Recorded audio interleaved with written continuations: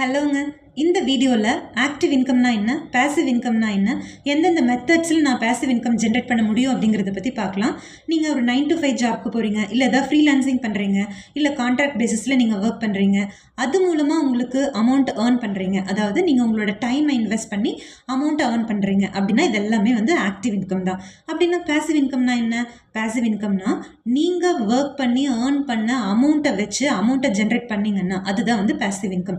இன்னும் கிளியராக சொல்ல போனால் நீங்கள் வந்து எக்ஸாம்பிள் நீங்கள் சேவ் பண்ண அமௌண்ட்டை வந்து ஒரு ஃபிக்ஸட் டெபாசிட்டில் இன்வெஸ்ட் பண்ணுறீங்க, இல்லை ஒரு நல்ல ரிட்டர்ன் தர ஒரு மியூச்சுவல் ஃபண்டாக பார்த்து இன்வெஸ்ட் பண்ணுறீங்க, அதுலேருந்து உங்களுக்கு வந்து ரிட்டர்ன் கிடைக்குது. இது எல்லாமே பேசிவ் இன்கம் கேட்டகரியில் வரும். இது போக என்னென்னலாம் இருக்குது அப்படின்னு பார்த்தோம்னா, நீங்கள் வந்து ஒரு வீடு பில் பண்ணி ரெண்டலுக்கு விடுறீங்க, இல்லை உங்ககிட்ட இருக்கிற ஒரு ப்ராடக்ட் ஏதாவது ரெண்டலுக்கு விடுறீங்க அப்படின்னா அதிலிருந்து வர்ற அமௌண்ட் இது எல்லாமே பேசிவ் இன்கம் தான். நீங்கள் வந்துட்டு அந்த இனிஷியல் இன்வெஸ்ட்மெண்ட் பண்ணுவீங்க, இனிஷியலாக எஃபர்ட் போடுவீங்க, அதுக்கப்புறமா எந்த ஒர்க்கு பண்ண மாட்டீங்க, ஆனால் அதிலிருந்து அமௌண்ட் உங்களுக்கு ஜென்ரேட் ஆகி வந்துட்டே இருக்கும். ஸோ இது போக நீங்கள் வந்து ஒரு யூடியூபர் இல்லை ஒரு அஃபிலியேட் லிங்க் வந்து ஜென்ரேட் பண்ணுறீங்க. ஸோ அந்த லிங்க்கை வந்து கிளிக் பண்ணி மக்கள் வந்து ப்ராடக்டை வந்து பர்ச்சேஸ் பண்ணினாங்கன்னா அதிலிருந்து உங்களுக்கு ஒரு கமிஷன் வரும். ஸோ இது எல்லாமே பேசிவ் இன்கம் கேட்டகரி தான். தேங்க்யூ.